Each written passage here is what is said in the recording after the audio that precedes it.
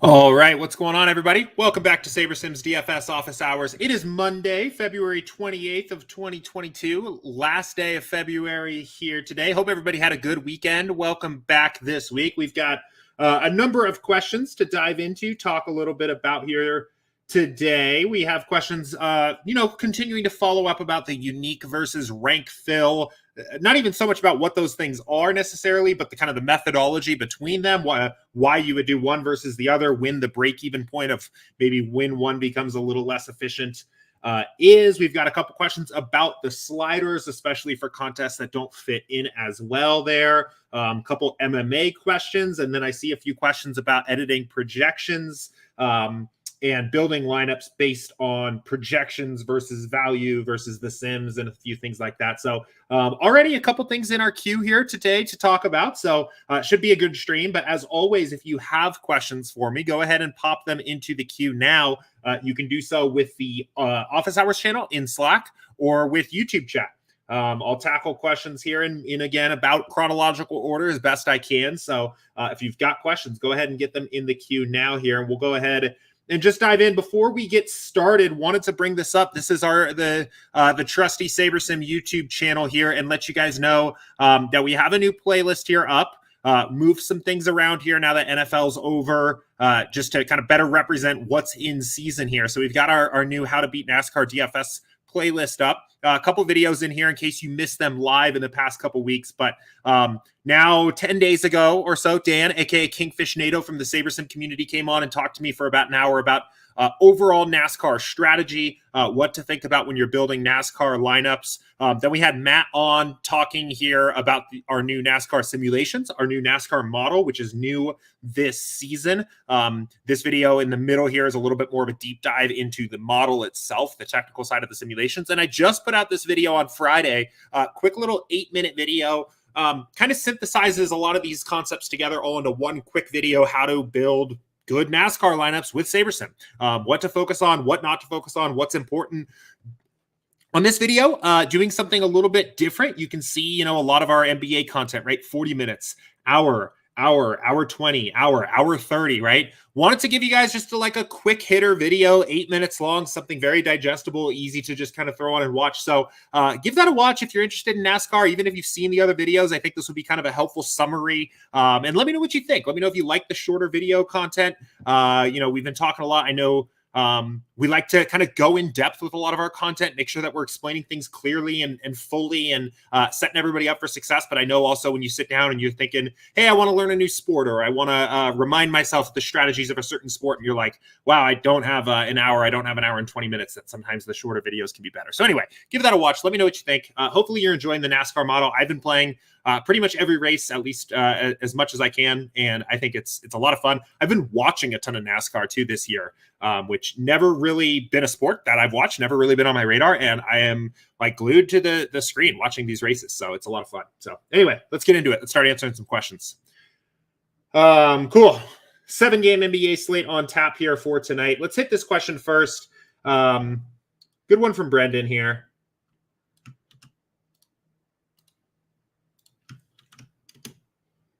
Okay, let's see.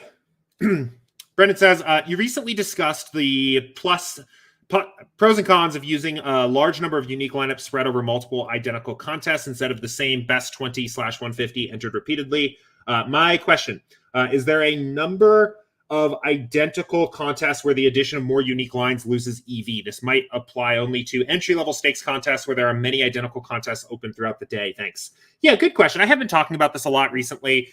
Shady Advice posted a good response to this question as well, from the standpoint of actually thinking about lineup EV, and that there is a finite pool of positive expected value lineups throughout the slate, or for a given slate. And one tool to determine how many lineups you are comfortable with playing for that slate would be using SaberScore as a way. SaberScore is designed to, within a given build, try to quantify EV. And on smaller slates, you will actually generally see that the SaberScore of your 1,000th lineup is likely to be lower than on a 10-game slate, because in a smaller player pool, there are less positive expected value lineups to play. I think that's true. I think that's great. His comment explains it in a little bit more detail. If you're interested to check that out on Slack, I'm going to kind of handle this question in a little bit of a different way, and just kind of ultimately come back to the point here that, the actual EV of one lineup in your portfolio does not affect the EV of another lineup, right? Those are independent in terms of raw expected value. I think ultimately you need to determine for yourself, how much you are comfortable investing into unique lineups, right? Given what your potential maximum payout is for one given lineup, right? If you're playing the dime times, especially those smaller dime times, I know a lot of those, the like 1,200 entry ones, those are very, they're winnable contests, right? There's not a lot of people in there. They're low stakes, but they pay out I think sometimes like $10 to first. So, if you've entered 5 of those, right, you are entering what is your maximum potential output that one lineup can win. Now, you could theoretically win all 5 with a unique lineup in each.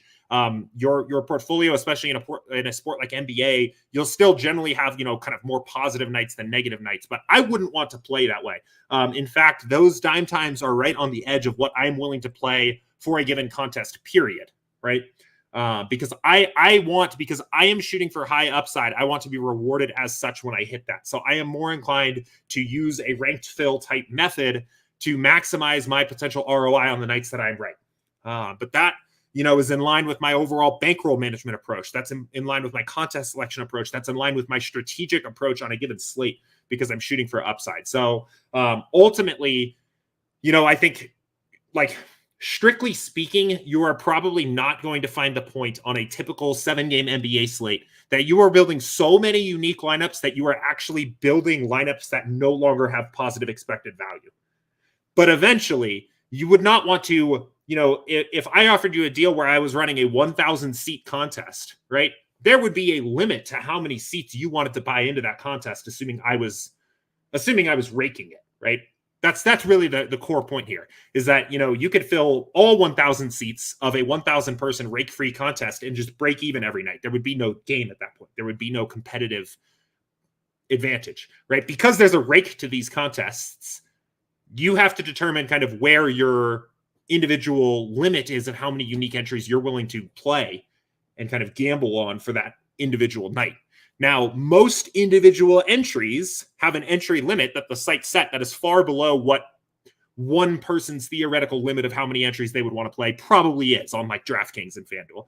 But it's when you get into these situations where you're saying you're sticking around and playing every single dime time you can find, right? That opens pretty much every hour.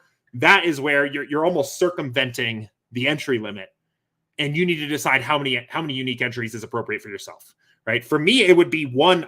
I would only play 20, right? I wouldn't even want 40 unique entries, right? Because I want to maximize my upside on that pool of 20. But that's an individual question. So let me know if that helps, Brendan.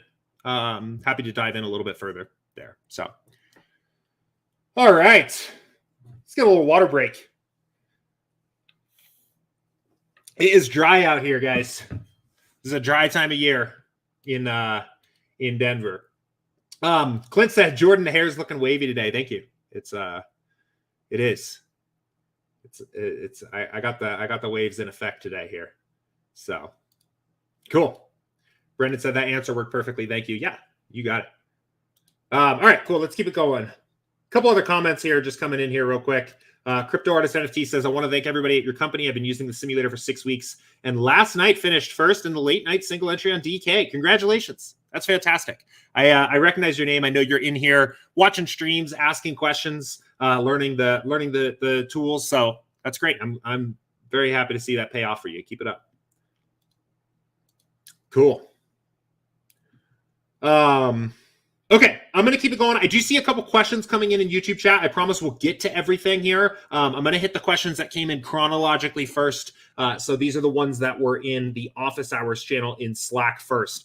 Good question from Clint here about the sliders.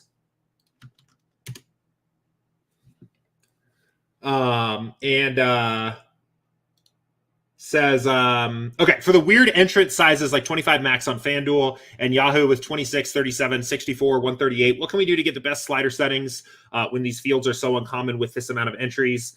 Can't edit the optimizer to get more than 20 lineups in 20 max, and if I make it 150 to get, say, 25 lineups, the sliders are less optimal. Yes, no, maybe so. We'll tune in and expand on the question if needed. Good question.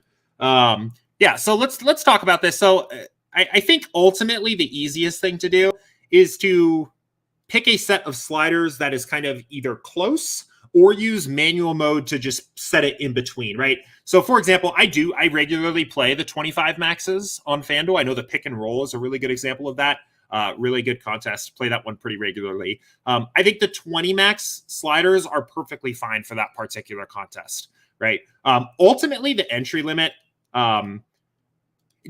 does not actually have an enormous effect on optimal strategy, right? Especially, you know, when you start kind of talking about the 20 max, 25, like anything over 20 max, in terms of like how you would, if you were calculating mathematically optimal strategy, a far bigger factor to the optimal way to play a contest would be the total number of lineups in that contest, as opposed to the entry limit. The entry limit's still important. It changes when you change it, but it's not something I would worry about too much. If you're playing the 25 max, I like to use the 20 max sliders. I would probably be comfortable with 20 max sliders up till like 30, 40, 50 entry limit contests. Once you get to that point, you know, if you're talking about, let's say, you know, a 64 entry limit contest like they have on Yahoo, I think one thing you can start doing is just using what's in between the 20 and 150. So for example, 20 max, 247, 150 is 249. This one makes it super easy. You can go manual mode and change it to 8 and just use these sliders instead. I think that's a great idea. So again, you know, if your entry limit is in between the options here, I'd pick either, right? Either is actually probably just fine, or just set it to whatever's kind of in between. As for the question about you can't edit the number of lineups when you're set to a 20 max, you should be able to. Like, this is an editable field. So you can say, use the 20 max sliders and give me 50, or use the 20 max sliders and give me 25.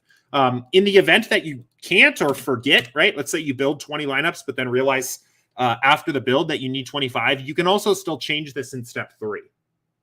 So we'll let this build here. You can change the number of lineups that are in this particular lineup set after it's built to whatever you please. So up here, we can say 20 max, right? Or 25 lineups. So Clint says, would not let me build 25 with the 20 max setting last night.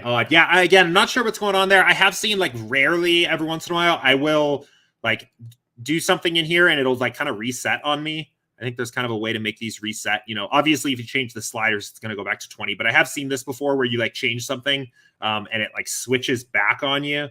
So that might've been what's going on there. I mean, if you're in a pinch, you know, always good to remember that you can, you know, update this to 25.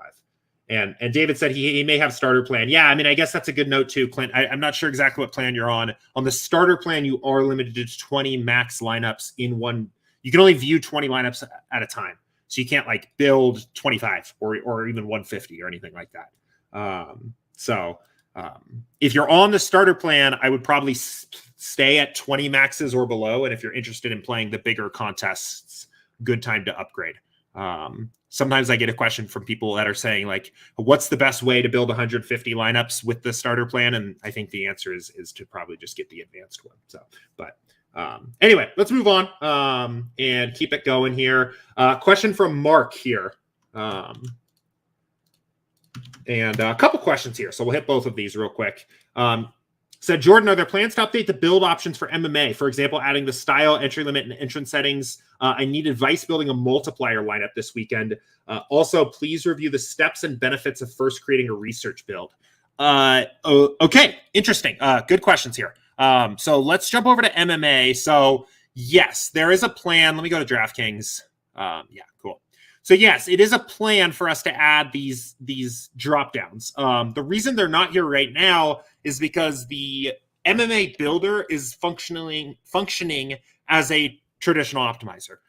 We use the projections from our simulations, right? We use the average midpoint projections from our sims, but the builder's not hooked up to the sims in the same way other sports are. So this is actually just like a randomness slider. And the ownership fade slider works the same, but the randomness slider is just applying kind of a normal distribution assumption based randomness to these projections when you use them. So that's the reason we don't have the drop downs, right? We don't have optimized sliders and sim variants and things like that because we're not hooked up to the sims yet. That, I believe, is our next project now that NASCAR is out, to get the MMA sims kind of all the way hooked up. And when we get there, we will have sliders as well that are optimized for particular contests and sport types, or contest types, entry limits, entrance, that kind of thing. So, and that is a priority for us. In terms of building a lineup for a multiplier, it's going to depend a lot on what that multiplier is. I would say if it is, it depends on what the multiplier is. I think if it's a triple up or something like that, or, you know, even it gets hard. I would say if that is like a 40x to a 10x booster, I would probably basically play it like it's a GPP. When I play GPPs, I like to be pretty aggressive with my smart randomness for MMA, and I will even be pretty comfortable bringing up the ownership fade up quite a bit, just because it's a very high variance sport. Avoiding duplication is important, and we want to maximize upside, right? Those 40x's, those 10x's really just reward finishing in the top, I guess, approximately 2% and 10% respectively, right? Is about 2.5% and 10% is about where you're trying to finish in those contests, and you might as well just shoot for a high upside outcome. If it's a 5x, like a quintuple up or a triple up, that's where it starts to get a little trickier. I think I would probably bring my randomness down a little bit, and maybe play a little bit, more like this for those kinds of contests. Also, it depends a little bit on how many people are in the contest. But that is kind of how I would, in general, approach things. MMA is high variance enough that I would probably, for a multiplier contest period, right? Anything quintuple up or greater, like I think you're probably pretty well justified in just approaching it like a GPP is how I would probably handle it. So, okay. And then the other question here is, please review the steps and benefits of first creating a research build. So I'm assuming that you mean this question a little bit more generally, not MMA focused. On the MMA side, I don't think there's a huge benefit to doing a research build well. I think the benefit to doing a research build right now on the MMA side is basically just to get an idea of like what the slate looks like, what are the best plays, what are the best fades, etc. But I would not use a research build in MMA in the same way that you might be doing for other sports where I use research builds often to kind of see what is the percent chance of a player to be optimal. And because this isn't plugged directly into the sims, your research build, your 0, 10, 1500 research build will not give you exactly that information because it's weird that that's doing that. I guess, Clint, I don't know if you're still watching, but that's, kind of exactly what I was just talking about, right? Where it's resetting. In this case, if I was in this situation, I would just build and set this to 1500 after. I don't really know why that happens. But anyway, interrupted myself. I don't think research builds are super useful for MMA right now, other than to just get an idea of what the slate looks like because they're not plugged into the sims. So now answering this question a little more generally, what are the benefits of first creating a research build for any sport? Well, the big one is getting familiar with the slate, right? If you go in and use single sim simulations and build 1500 lineups, you can roughly get an idea of what the best plays are pretty quickly, right? What are the best, according to our projections in sims, what are the best plays? What are the best fades? How often do the highest owned players show up in the optimal lineup? How often do the highest projected raw points players show up in the optimal lineup? How often do the highest value plays show up in the optimal? Right? This is basically what I like to do overall, right? Those are the benefits. Now, like the kind of extended benefits or the strategic benefits, I think, are you can find leverage opportunities. You can find ownership-based leverage opportunities by looking at the percent chance of a player showing up in the optimal lineup compared to the percent chance of them being owned, right? Their projected ownership, right? So, for example, let's do NASCAR, right? NASCAR is a good example here of a good sport where I think you can be very justified in doing research builds, right? I don't like them. The main sport, actually, I would say like the one, maybe the one and only sport where I really don't do a lot of research builds at all is NBA. Mostly because news breaks so quickly and often throughout the slate that like research just becomes outdated very quickly. But let's do a research build for NASCAR and just kind of like talk about, a couple things that I like to look at. And we'll go from there. So.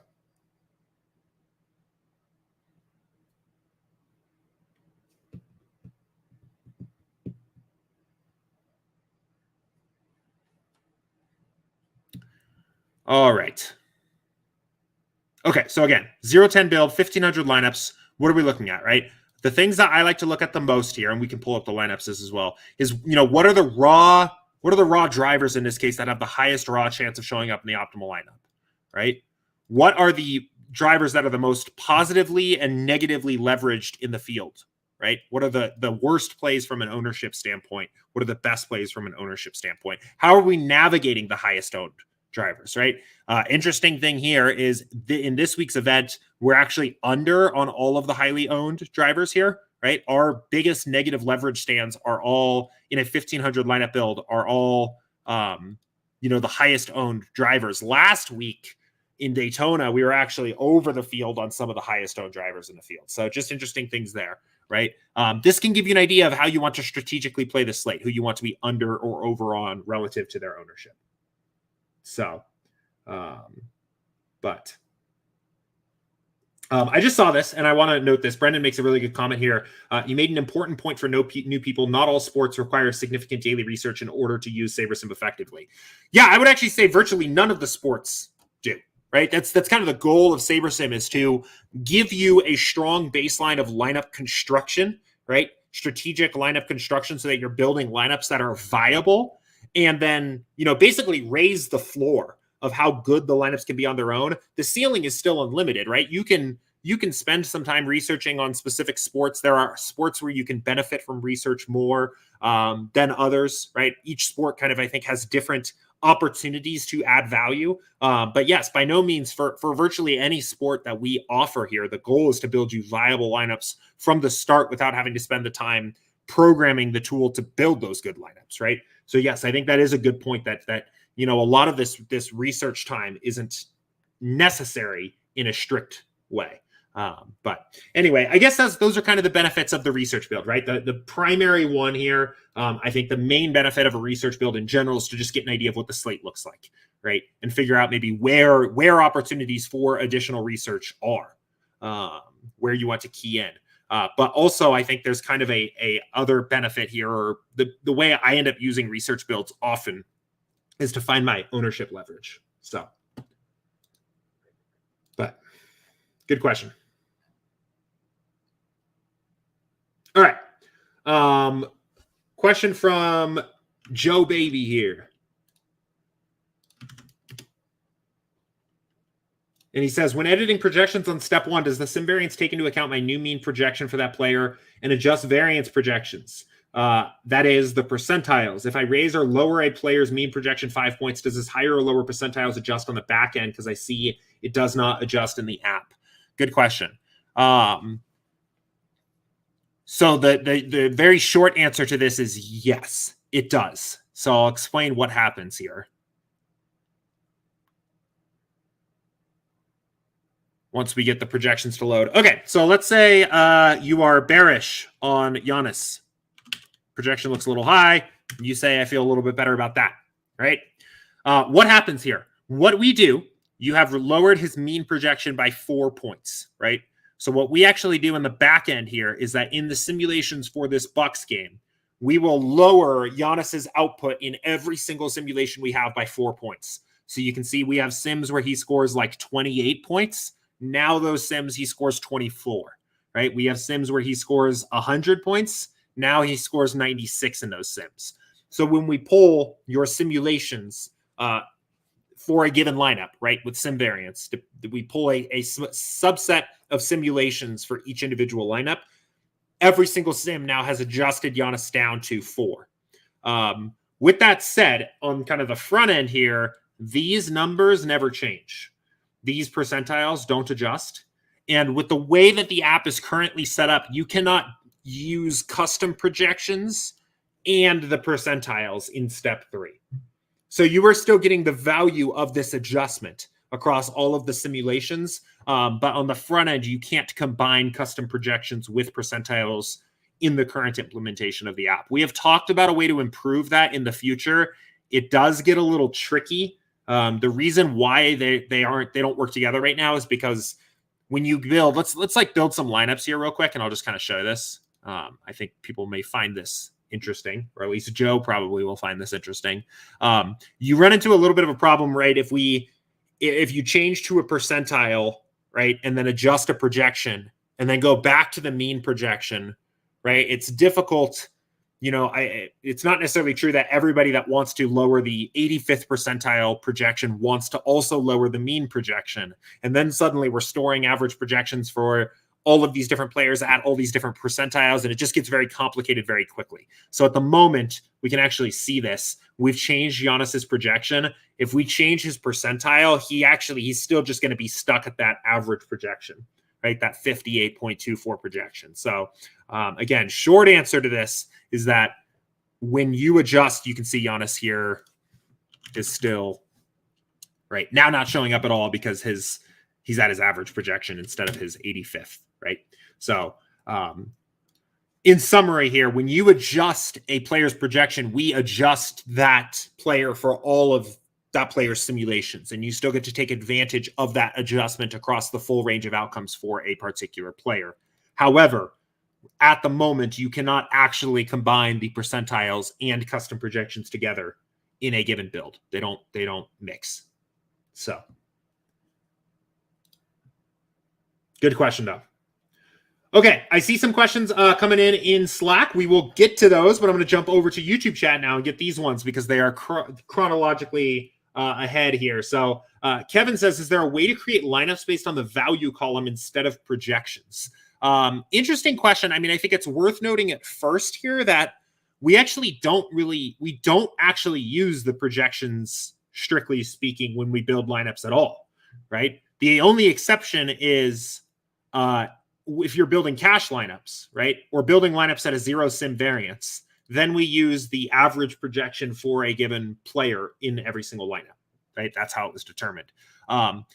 Because we use sim variance to build GPP lineups, right? What sim variance does is it buckets every single time we build a lineup, we take a random subsample of our set of simulations for the games on the slate and use the projections that those players scored in that particular set of sims to build the lineup, right? This means we get lineups that have variance, that are diverse. There's a degree of volatility to our lineups, and it is all in line with the size of the contest that we are playing, right? So we don't actually use the average projections when you build your lineups. Now, this question of can we use value instead of the projections, I think is kind of interesting. I mean, the value really is quantifying how efficient is each dollar we spend on a player going to be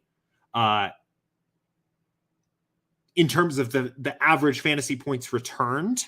I would recommend not strictly optimizing for value, primarily because the best overall value plays on a slate are going to be cheap salary players, right? A point per dollar in fantasy points value is not the same across the entire spectrum of salaries, right? There is virtually never, for example, going to be a 7.56x value play at 10K salary, right? You are essentially never going to find a player that is on average expected to score 75 fantasy points at 10,000 DraftKings points, right? So that for that reason, you would not want to optimize purely for this number because you're going to end up with extremely low salary builds because the best value plays are low salary builds. I think overall, to me, like what this question is kind of saying, or what I feel like the spirit of this question is probably how can you get lineups that are projected for more on average into your pool, right? That's kind of what this is, ultimately, I think that's what the goal is here. I think there's a couple options to do here. I think one would be to restrict your player pool a little bit more to use players that have a higher points per dollar value, right? In a sport like NBA, where average projections are pretty predictive of upside, they are pretty powerful on their own. I think you can do this, right? I was talking with the Simplified DFS team a couple weeks ago, and we had, kicked around an idea. Actually, I don't want to change this rule. I want to add a new one, right? Adding a player filter here. They were talking about one of the things that they were doing here is include players where value is greater than 4.5, right? And you kind of cut out a handful of players that maybe just don't project that well on average. Now, if you build lineups with SaberSim, you are only going to be getting the Shai Gilgeous-Alexanders and the DeMar DeRozans and the Vucevic's in your lineups at the same rate at which those players show up in the optimal lineups, right? Or the winning lineups for your particular contest. So this is by no means a requirement, but if you want to force lineups in that have a little bit higher of a projected point per dollar value, right? This would be a way to do it. Another way, or maybe a simpler way, I think would be to just use the projected score sort in step 3, right? Sorry, I got distracted here. Let me bounce over this build here. I think another way to do would be to just use the projected score sort. So if you want lineups that project for a little higher, right? If you want the effect of essentially kind of packing in higher point per dollar value, I think one way you could do that is to just sort by projected score, right? And especially for NBA, you're often not going to sacrifice very much Saber score to do that. And you can play lineups that in general are projected for a little more. So, but I would avoid with SaberSim or any other optimizer strictly optimizing for value, because one, you're going to run into the same problems you have by optimizing purely for average projection, which is your lineups are going to have limited upside. But two, particularly for optimizing just for value, you are going to have lineups that overly overvalue low salary players because they are generally the best point per dollar values on the slate. So, but good question. John says, if we want to make a core, what positions would be good to focus on filling that can give us the most upside for our roster? This is kind of an interesting question here. So again, I'm going to preface this. Every time there's a question about cores, I want to be totally kind of just transparent.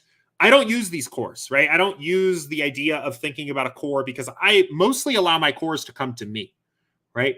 What I mean by that is when I run my build, my core will be slate dependent and contest dependent. My core plays for a given slate will be the players that I am most exposed to when I run the build, right? So for a 20 max contest like tonight, right? If I was playing a 20 max 10 to 50K on DraftKings for tonight's slate, I would, rather than setting a core and saying, these are my guys, right? And I'm going for these guys, my core coming to me would be basically, being highly exposed to Brandon Goodwin, Gabe Vincent, Andre Drummond, and I guess Giannis, and even Suggs a little bit, right? You can kind of generally see that there's a little bit of a split here. This happens every single time you build lineups. There'll be a little bit of a natural split where you'll kind of see, your core in this set of 20 truly is these 5 or so players. And then there's kind of fill-ins from this other next group. With that said, if you wanted to go about doing kind of your own research and building your own core, I would, rather than thinking about it on a particular position basis, right? I would do a couple things. First of all, I would run a test build and see, what is the SaberSim core? What has already been established? What are the positions where value or upside is scarce, right? What are the good plays on tonight's slate, right? This alone will help you kind of determine your own core, right? Maybe you take some notes here. Maybe you say, okay, at Goodwin, Gabe Vincent, Drummond, right? Those are the guys that are really popping up here. I think you could also do that 0-0-10 research build, right? And maybe come up with a couple guys that are maybe good ownership leverage opportunities or fades, right? I think going about this from a positional level and saying I'm always going to include a center in my core, for example, isn't entirely the right approach because there's going to be slates where there are a lot of different centers, right? To play. You wouldn't want to have 75% exposure to one particular center because there are many great center plays, right?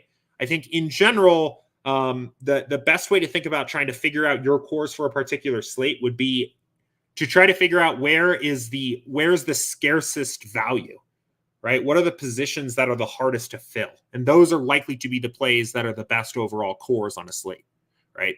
So anyway, let me finish my thought about the research build here. And then we'll talk about that positional scarcity thing here a little bit, right? But, another way to come up with your cores, right? Maybe you want to find some ownership opportunities there, right? I actually think Suggs does stand out as a pretty good ownership play. I think Gary Trent and Towns are interesting too. And when I'm doing my research builds and looking for these positive leverage guys, again, this isn't something I do very often for NBA. But I like to look for these guys that actually already have a decent amount of ownership and like have a very high raw chance of showing up in the optimal, right? Like I definitely think Jalen Suggs is a better core play at 5,400 with a 30-point raw projection than Lindsey Waters III is at min price at a 17-point projection, right? Even Fox, right? I would actually generally be more interested in making De'Aaron Fox a core play for me than I would in making Waters or some of these lower overall projected plays. But this would be another way to come up with your cores, right? Is to find some ownership inefficiencies. But the last note I was making here is if you want to kind of go the positional route, right? Run your test build, get an idea of what the slate is looking at, but you can kind of also go position by position here and look and see like where is value plentiful, right? Where are there positions where there are multiple guys projected for over 6x value, right? Point guard looks pretty good. Shooting guard a little thin, right? Forward a little thin,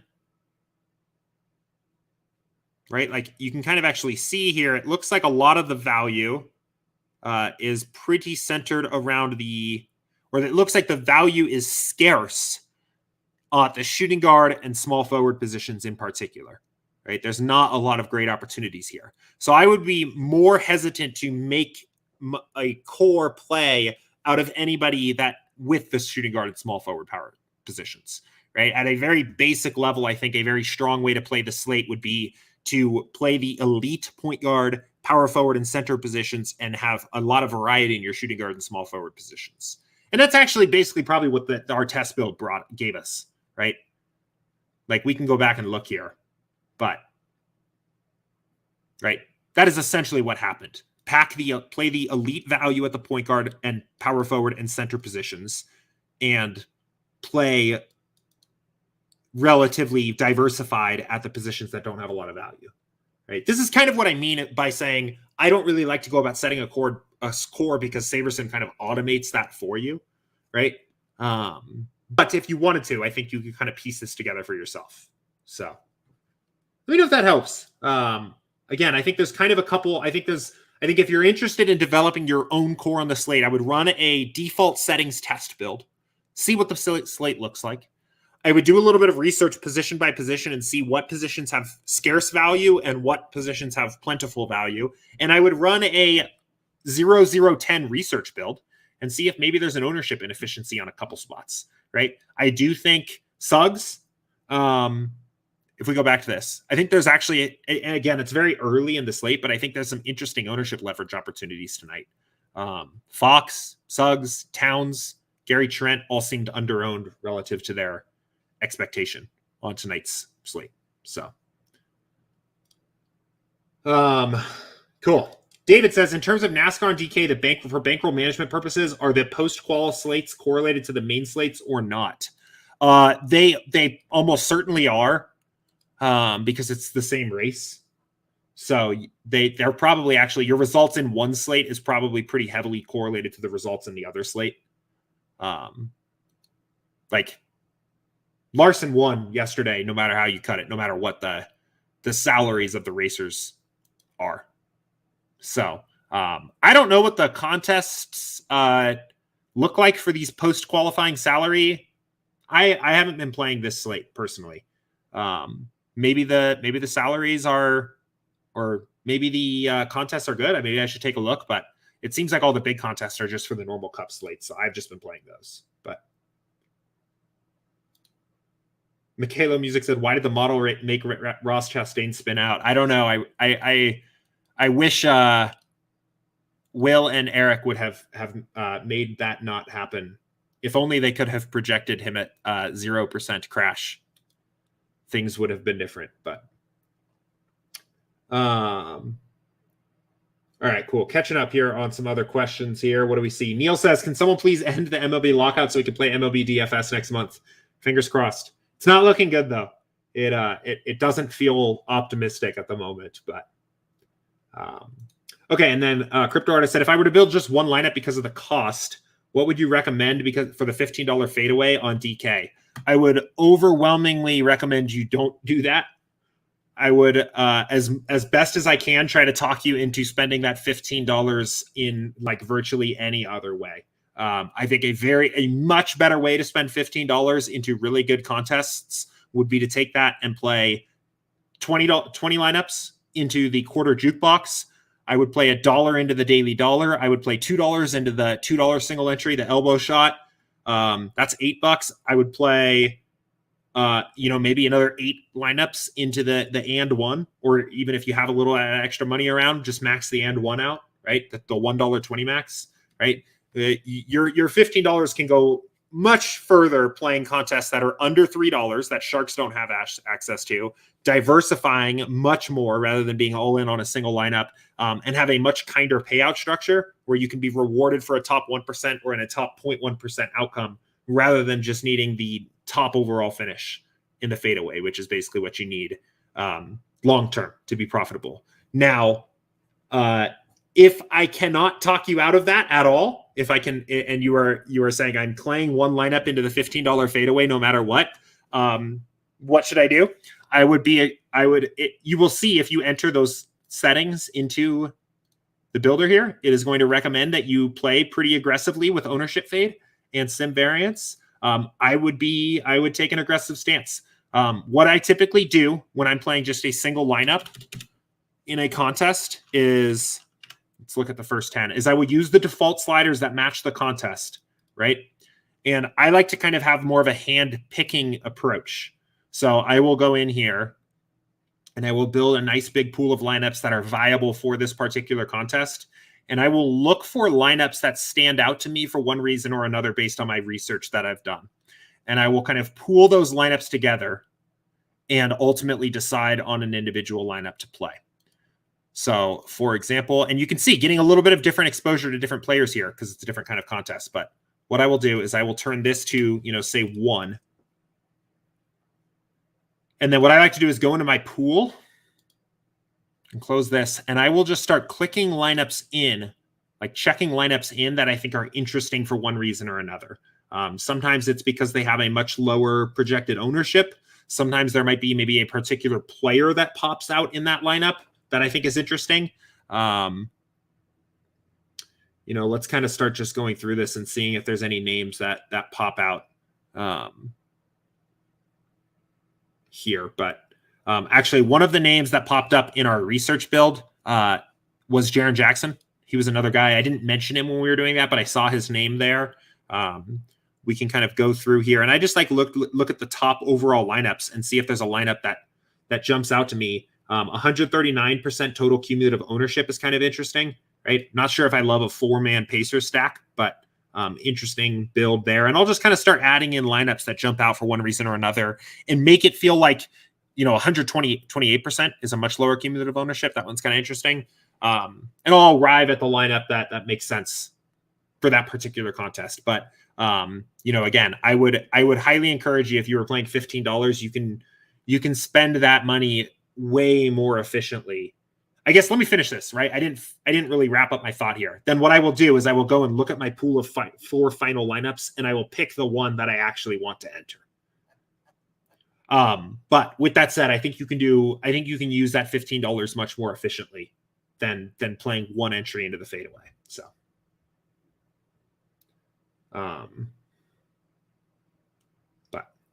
Dante says, sorry I'm late to the stream, but is there a way for me to input my custom projections and average them out? There isn't at the moment. That's on our list to add. So basically what we want to add is the ability to, you could maybe upload multiple different sets of projections and average them all together, right? You can do that right now in Excel on your own, but it's kind of a pain. It's easy to break if you've ever tried to do that. So that is something that we plan on adding in the future. So you could go in here and, upload multiple sets, 3 different sets of custom projections, and average them all together. So, all right. Cool. Let's see. A question from James here. And he said, quick question. Do you handle 5 entries max like GPP when generating lineups, or do you handle like a single entry cash game for all 5 entries? It depends more on what kind of contest it actually is. So first of all, assuming that it's like, I know FanDuel does have some 5 entry GPPs, right? Assuming that they are tournaments, they're GPPs, I would handle them. I would probably play them basically as if they were 3 maxes. So, I know they have some smaller field contests that are like 5 maxes. I would probably build them like this, right? 3 max sliders will get you pretty close to the same strategies, right, that are optimal for those contests, and play them like this.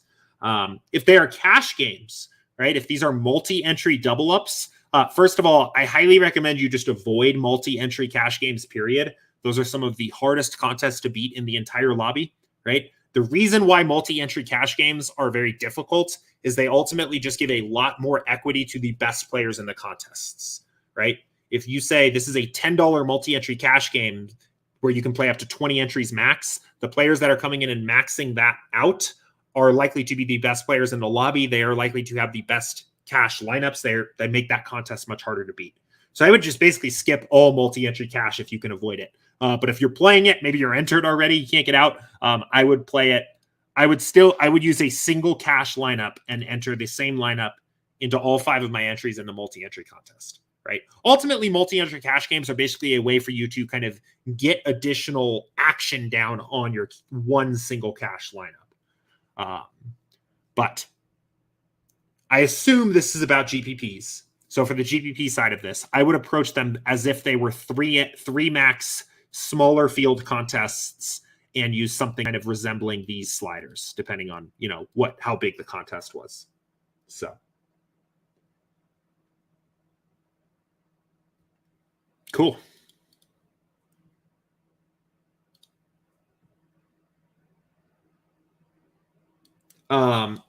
Yo, I got this has an observation, not a question. Observation. Let's see. I will want people to be aware of when using unique rank fill. If you are heavily editing exposures in step 3, be aware players you are limiting will more likely be in those top ranked lines, whereas those you are bumping down will be more populated near the bottom. Be particularly aware of this if you are playing different stakes and field sizes. Yeah, this is actually a good point. And it's worth actually, I think, even just quickly talking about what this means. But yes, if you are editing exposures, right? Let's first like kind of talk about what it means to edit exposures, period. Like what's actually happening here, right? So if you don't edit exposures and you say, show me the top 20 lineups for this particular contest, right? You are getting the top 20 Saber score lineups. According to SaberSim, for the contest you told us you're playing, you are seeing the top X number of lineups, right? When you edit an exposure, you place a limitation on the builder, right? If you say you only want 50% Halliburton, it's kind of weird. Let's go to a different build. I think this build is maybe a little funky. Let's go to our original build.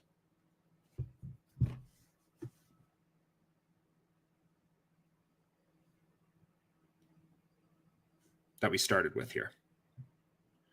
Okay, let's do this instead. 50% Brandon Goodwin, right? What we are doing is we are going through the pool and finding the best 20 lineups we can where only 50% of them have Brandon Goodwin in them, right? But because beforehand we were using the top 20, and now we're using not the top 20, the lineups that got filled in that don't have Brandon Goodwin have to come from lower Saber score lineups. So our top half of our lineups in our pool now are more than likely to be overweight on Brandon Goodwin relative to our average exposure to him overall, right? His exposure is not necessarily even throughout this entire pool of lineups. So now if we went in and said that, if we went in and said, unique rank fill these lineups into my contests, your higher dollar, or however you rank your contests in, your higher dollar contests are going to be more overexposed to Brandon Goodwin. If you want a more even exposure overall, right? If you want to adjust your exposures but have relatively kind of more even exposure throughout your entire pool of lineups, I actually think the easier way to do that is to do that with the projection, right?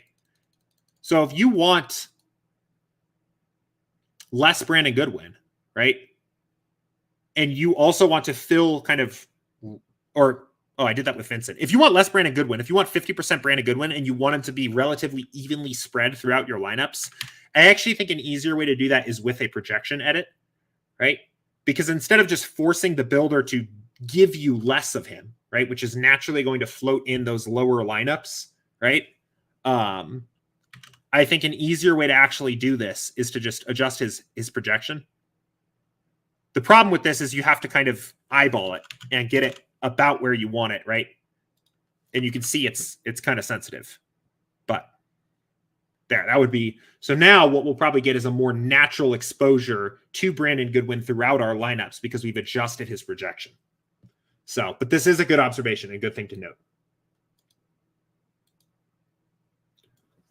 Cool Tune Luke asks a good question here. It's a cool name.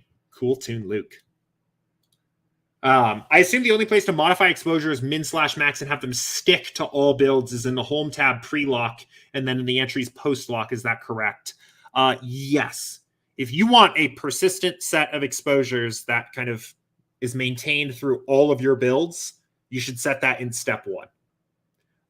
Your exposures that you set to a particular build in step 3 are local to that build. Your exposures you set in the entries editor here is persistent throughout a slate. Like if you upload your entries file, fill your entries, and have some set of exposures in your entries file and are late swapping throughout the night, we will maintain those exposures in the entry editor. However, if you start at any point with a fresh entries file, at that point you will lose your exposures there in the entry editor. But in step 1, this is the most permanent place for your exposures to live. So. Okay, let's see. A couple other questions. Angel said, I'm trying to build my bankroll. I enter a lot of small contests, $3 winner take all 20 entrants. What would be your best approach to winning those contests? First of all, we have a video up just so people are aware. We've talked a lot about contest selection today. We have a video up 40 minutes long. This is actually kind of a breakdown of what I actually think are the single best contests to play in both the DraftKings and the FanDuel lobbies for NBA. It's 40 minutes long. I know it's a little bit of a long video, but you can skip around a little if you want. The videos that the contests that in general we recommend people play are GPPs under $3 with 1,000 effective entrants or more, which effective entrants is the total number of lineups in the contest, the total number of entries in the contest divided by the entry limit for any one person, right? Those are the contests that are basically going to allow you to maximize your expected value while playing it. And it's the softest fields that you can find, right?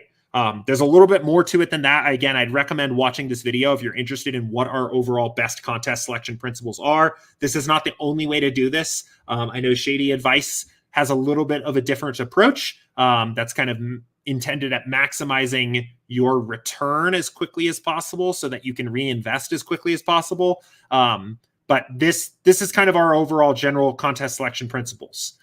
With that said, for winner take alls, 20 entry maxes, I typically play those as if they are satellites, right? So a satellite is going to kind of give you a similar structure where you are incentivized to shoot for not just the top 1%, but first place, right? A winner take all, you need to shoot for specifically first place. I would use something resembling the satellite sliders because that's how those are going to be kind of designed.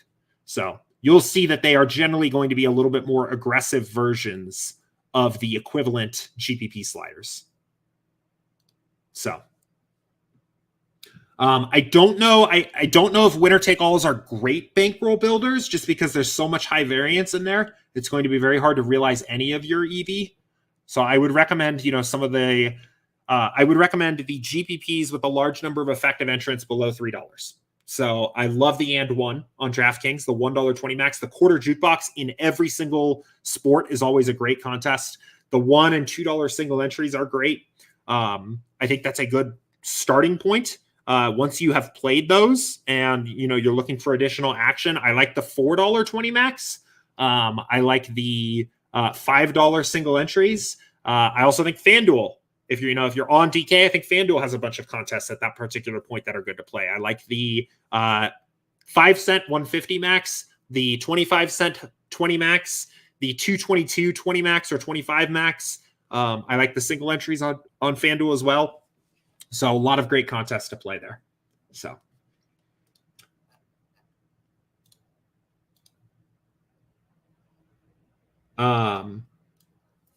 Cool. And then let's see, another follow-up from Yo, I got this here. And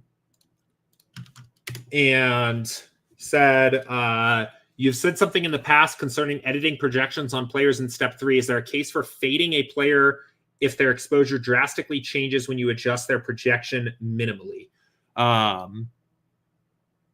Okay, cool. Let me pull this back up. This actually isn't my idea.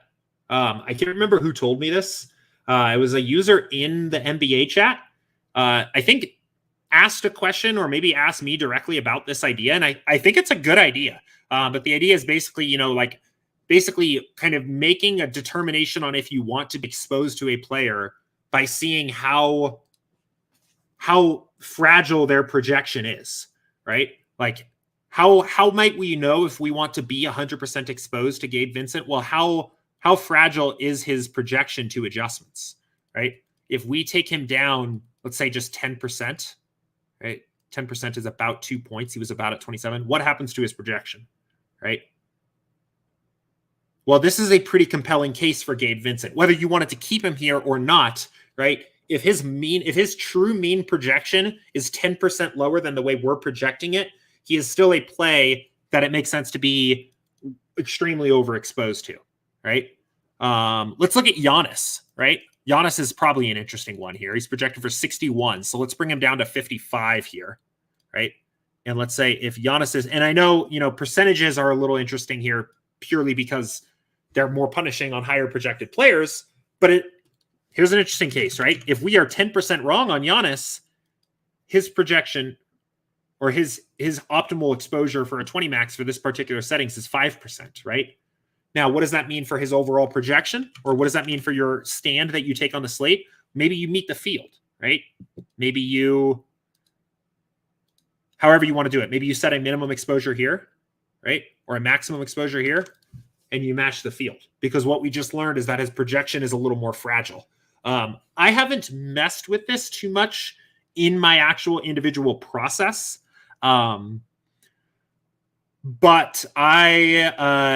I think it's really interesting. And I think this is a very good, I think it stands up. I think it's strong reasoning. I think it's strong logic. I think it's a good idea.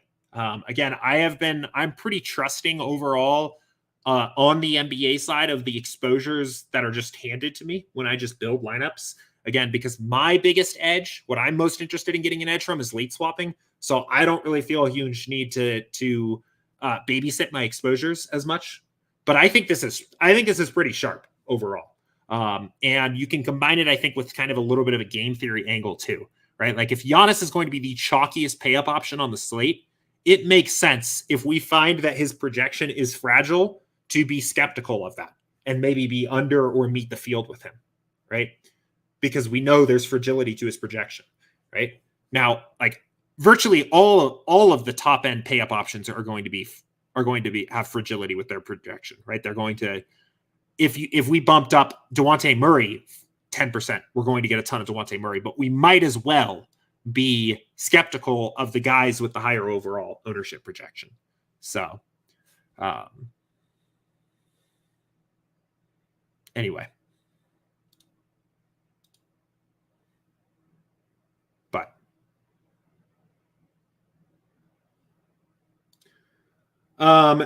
1994. Hey, I know you guys have an incredible product in SaberSim, but if anything that generates a higher regard for my question, this question is, why don't you guys take DVP into account? I'm eager to know. This is a good question, and I may need to go back to the models guys and like ask a little bit more detail about, maybe the more specific answer to this question.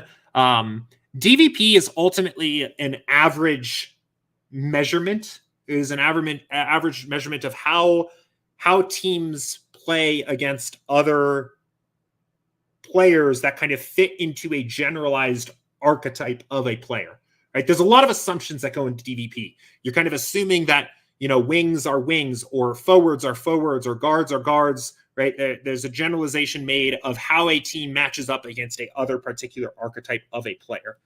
Because we are simulating out games play by play, we don't really need to take into account this average metric of how a team matches up against a certain player, right? Like, we don't need to, if we are going to simulate out, the Spurs and Grizzlies game play by play thousands of times, we can understand what Ja Morant's range of outcomes looks like in this game without having to apply an average metric on top of that captures how the Spurs deal with point guards, right? Does that make sense? I guess like trying to think about maybe an analogy to this, right? But I think the general answer here is that the Sims are more specific already in the way that they deal with how teams match up defensively and how well teams play defensively and how well individual players play defensively on the court, that we don't need to come over the top of that and say that there's a DVP matchup difference, right? That is why they are not baked into the Sims. Now, that is not to say that there are situations where maybe there's something that the Sim isn't capturing, right? I think on particular matchups, right? Like if you have a read that maybe a team may match up differently to particularly defensively counter another team, especially as we get to the playoffs, I think this can actually be an opportunity to get an edge, right? If there's a playoff matchup here, do we have anything resembling a playoff matchup in this particular slate? Maybe like Bulls Heat, right? Like we have a sense of how the Bulls play and how the Heat play, and we can simulate out how these two teams are going to come together and play tonight. But after a 7-game series, maybe there's something that, gives us a reason to think that one of these teams may match up differently. Maybe the starting lineup changes or the defensive matchups change up, right? That might be an opportunity where it's something that's not as captured in the Sims, right? Something like that. So again, the short answer here is that ultimately simulations are going to be more specific than average heuristic calculations, right? This team is good against this player is kind of already captured more specifically in the simulations. But as we move along, and especially in the playoffs, if you are really staying tuned to the individual series matchups, I think that can be a way to get an edge, or at least something to look at, right? You never want to double count, but it's something to look at. So, but good question. Said makes a ton of sense. Your in-depth responses are really appreciated. Thank you. I'm glad that was helpful. It's kind of a tricky question. So, but a great question. And again, I am not necessarily saying that.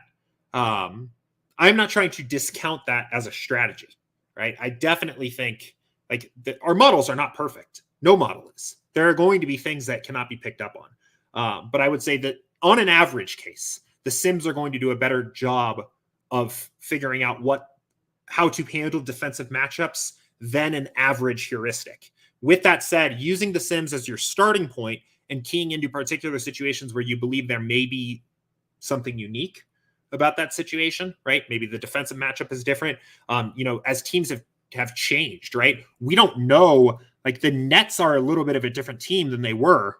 They're actually quite a bit of a different team than they were before the trade deadline, right?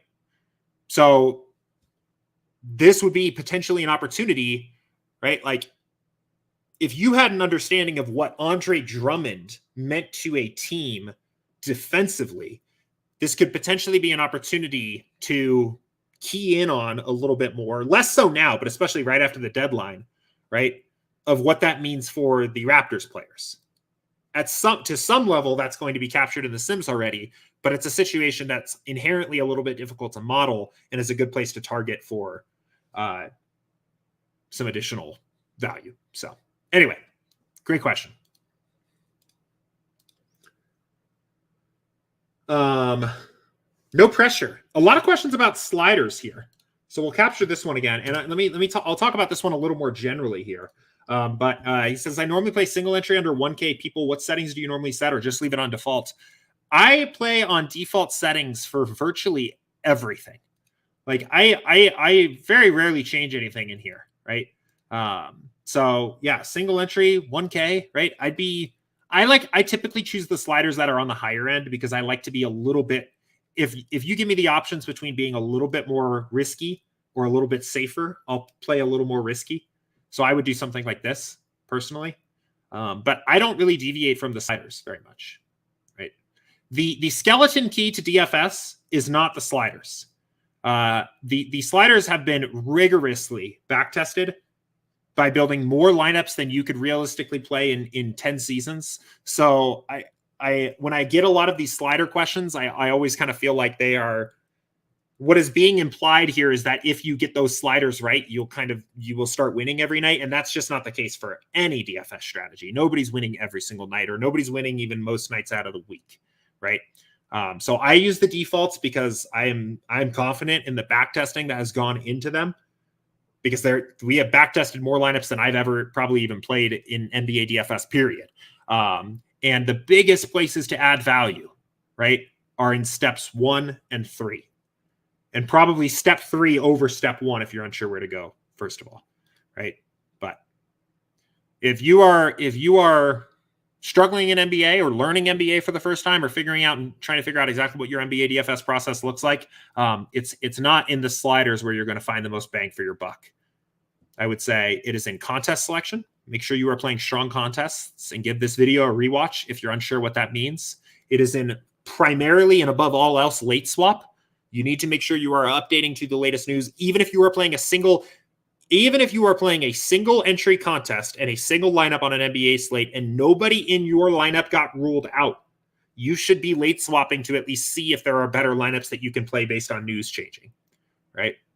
That is the single biggest edge in NBA DFS is and remains late swap. But then finally, the last point to make to that is, I think one of the big ways that you can add some value is to, especially with multi-entry, is to manage some of your risk and diversify with your exposures, right? Make sure that your exposures are representative of your personal risk tolerance for a slate. Some people are going to want a core of 3 to 4 guys that are in 100% of their lineups, and some people are not going to be comfortable having a guy rostered in more than 50% of their lineups. Make sure your results, the spread of your results, will be more in line with what you want if you match them to your exposures, right? Like if 100% exposure to one player looks like too much, then your results are going to be uncomfortable for you probably if you have a bad night. Does that make sense? Right? Like by diversifying your exposures, you will diversify your results in a contest, and it will make the process of realizing your edge more comfortable to you, I guess is what I'm trying to say. So, but to answer this question specifically, again, I almost always just use the defaults for a particular slate. So, No Pressure said, thank you so much for your insight. Finally on vacation, so I can catch the show live. Thanks a lot. Yeah, you got it. I'm glad you're able to make it live, and let me know if you have any other follow-up questions there. And hopefully that was helpful. You had the unluckiness, I guess, here to be one of the third people to ask me about particular sliders today, which is great. And I'm like perfectly happy to answer questions about sliders. But in general, right, I like to use the defaults, and it's really not the place to go looking if you're trying to add new things to your process. There are better ways to go first. So, but cool. We're at about an hour 10. We'll go ahead and leave it there. It was a great stream. Great way to kick off the week here today. We talked about all kinds of different things. So it was fun. We did talk about sliders, but we also talked a little bit about contest selection. research builds. We talked about editing projections versus exposures through the lens of the entry editor and through the lens of what does that do to the sims.